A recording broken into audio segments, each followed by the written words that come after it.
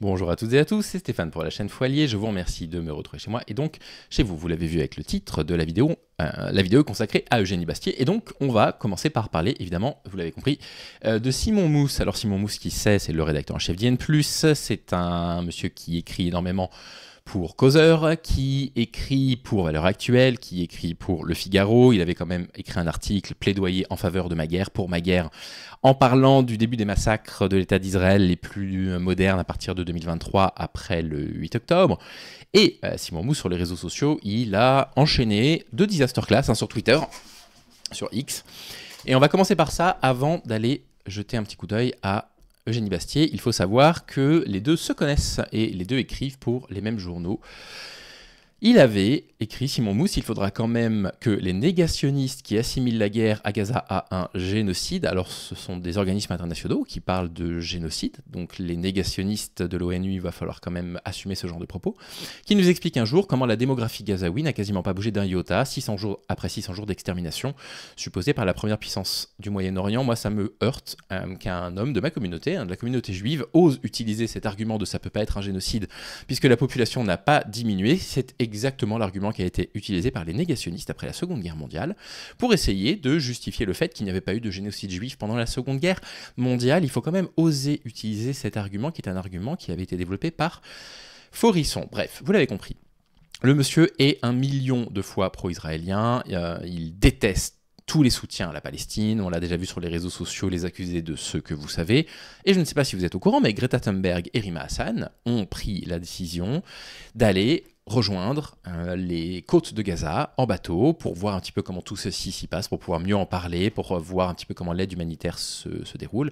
Et Rima Hassan avait arboré un très beau t-shirt que je trouve très touchant.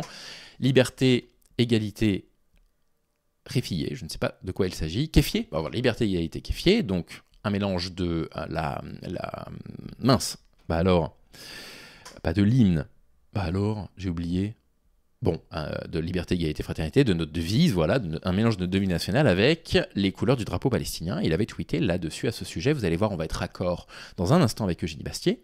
Liberté, égalité, kéfié, voilà le slogan que Rima Hassan arbore fièrement désormais. Le bleu, blanc et rouge ont été remplacés par les couleurs panarabes. Oui, c'est les couleurs du drapeau palestinien. En l'occurrence, certes, il y a un grand nombre de pays panarabes qui utilise ces 3 couleurs, effectivement, le noir, le blanc, le rouge, mais enfin le noir, le vert, le rouge, je crois, mais voilà, il faut savoir raison garder.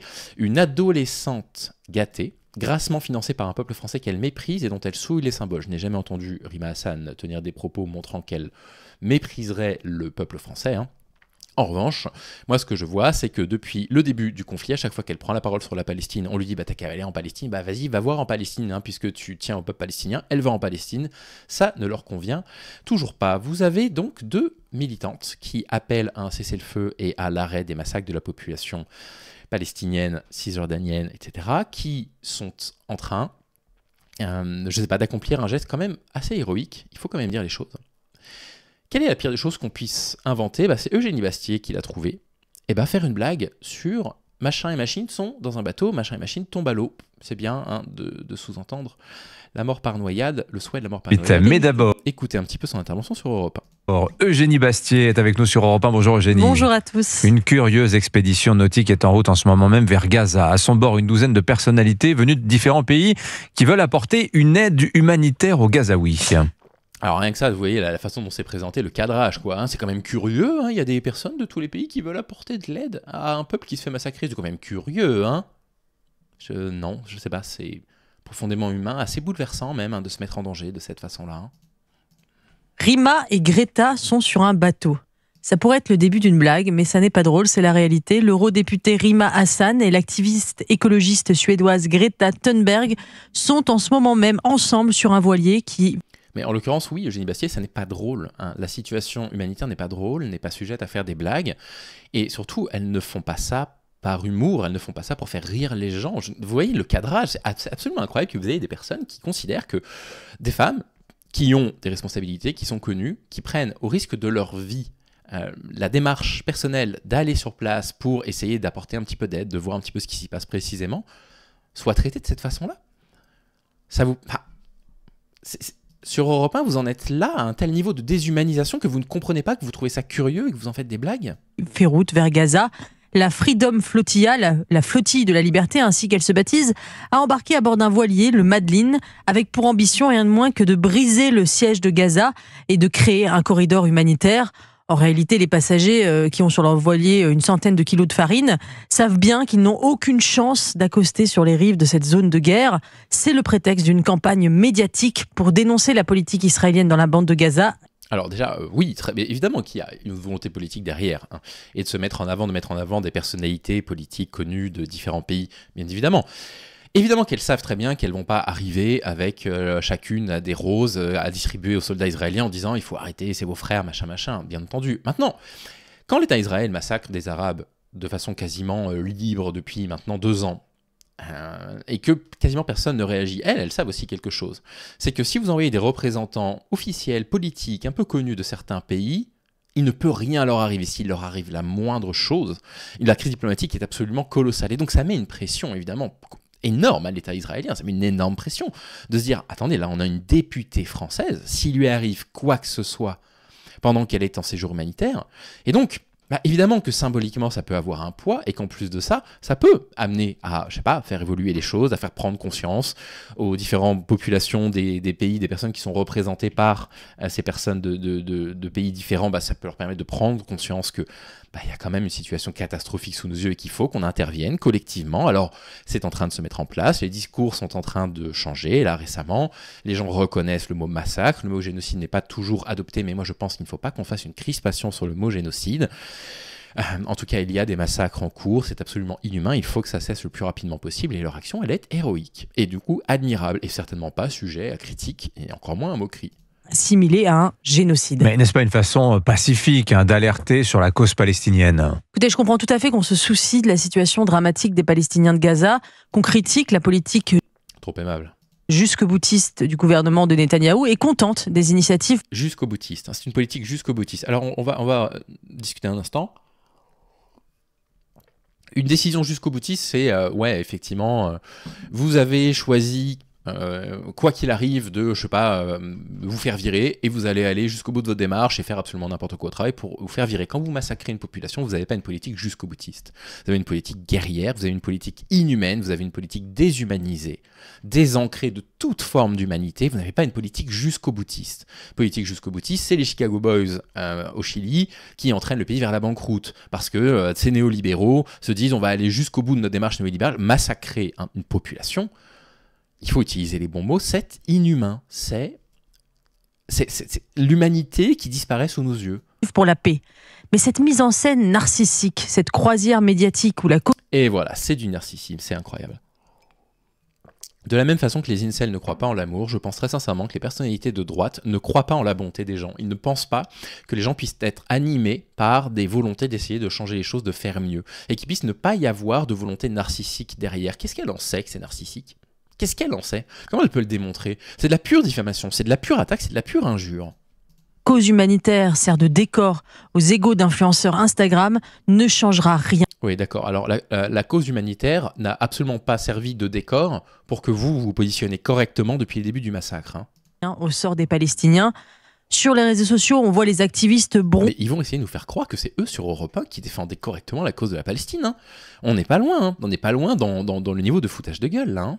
Et se baigner dans une eau transparente. Rima Hassan poste des photos de lever de soleil ou d'elle en train de lire sur le pont du bateau. Greta Thunberg, qui a l'air d'avoir 12 ans depuis 10 ans, kéfier et frange mi-front, apparaît tout sourd. Qu'est-ce que c'est cette attaque sur le physique de Greta Thunberg, qui a l'air d'être un enfant ? Déjà c'est faux, et puis en plus, mais qu'est-ce que c'est que cette chronique ? Courir sur le mât, enroulé dans un drapeau palestinien. Toute la nuit, les deux jeunes femmes ont mis en scène une prétendue attaque par des drones israéliens pour attirer l'attention du monde sur leur petite... Elles n'ont absolument pas mis en scène une attaque. Il y avait l'espace aérien qui était survolé au-dessus de leur tête. Et étant donné la situation, je pense qu'il est raisonnable d'avoir peur dans ce genre de situation. Quand vous êtes en situation de guerre, vous êtes survolé par des drones ou par des avions, vous avez raison d'être plutôt angoissé. Bon, on va pas tout regarder, on va même s'arrêter là, mais simplement pour vous... Ce que je voulais vous montrer, alors je peux vous montrer, laisser la fin de la chronique sans la commenter, mais ce que je voulais vous montrer, c'est l'indécence, en fait. L'indécence terminale de ces personnes-là, qui eux n'ont jamais eu un mot d'humanité pendant 1 an et demi, qui maintenant ne peuvent plus faire autrement, parce que maintenant tout le monde est en train de dire, bon bah voilà, là on peut plus nier, les images on peut plus nier, Pallywood c'est l'une des théories du complot les plus racistes qui ait jamais existé, et ils sont en train de se donner le beau rôle.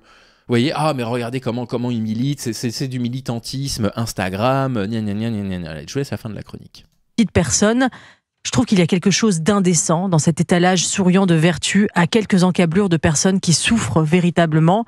La croisière s'émeut, sans changer d'un... Et ça vous rappelle rien, le signalement de vertu, hein? Les mecs là, de la Zawa Prod accusés d'agression sexuelle, qui disent que toutes les personnes qui ont été scandalisées font du signalement de vertu. En fait, dès lors que vous allez à l'encontre des opinions personnelles des individus, vous êtes accusé de signalement de vertu maintenant. Ils ne peuvent pas concevoir que certaines de leurs prises de position puissent nous paraître choquantes, et qu'on soit sincèrement choqué en réalité. Non, c'est du signalement de vertu. Franchement, du signalement de vertu, aller se mettre en danger pour aller jusqu'aux côtes de l'État d'Israël. Non, mais faut vraiment faire attention à ce qu'on dit. Un iota le cours de la guerre.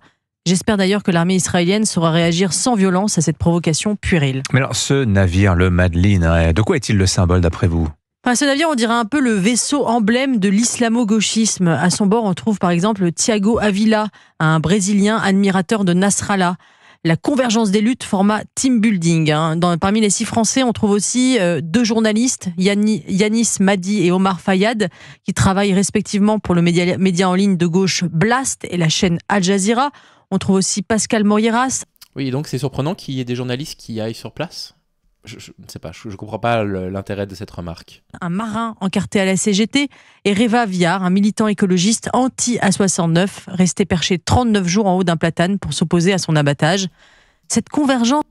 On va arrêter là, c'est indécent, enfin, ça n'a aucun sens de critiquer le fait que la personne qui est là ait un jour fait une action dans laquelle il s'est mis sur un platane parce qu'il ne voulait pas qu'on abatte un arbre centenaire. Enfin, c'est indécent, c'est absolument indécent. Eugénie Bastier, vous allez le voir dans quelques jours, elle est en roue libre en ce moment, en vrai roue libre. Elle a eu une sortie au sujet des violences qu'il y a eu, enfin indirectement, on en reparlera. Je trouve ça indécent, je ne sais pas ce que vous en pensez. Encore une fois, vous le savez, même si je ne réponds pas aux commentaires, je les lis absolument tous, et j'essaye de modérer les commentaires injurieux, bien évidemment, mais je suis catastrophé par ce genre de prise de position. Des personnes qui ont pris des positions qui n'étaient pas des positions humainement bonnes, qui attaquent des personnes qui, eux et elles, prennent des positions qui sont humainement remarquables. Voilà. Allez, bonne journée les amis.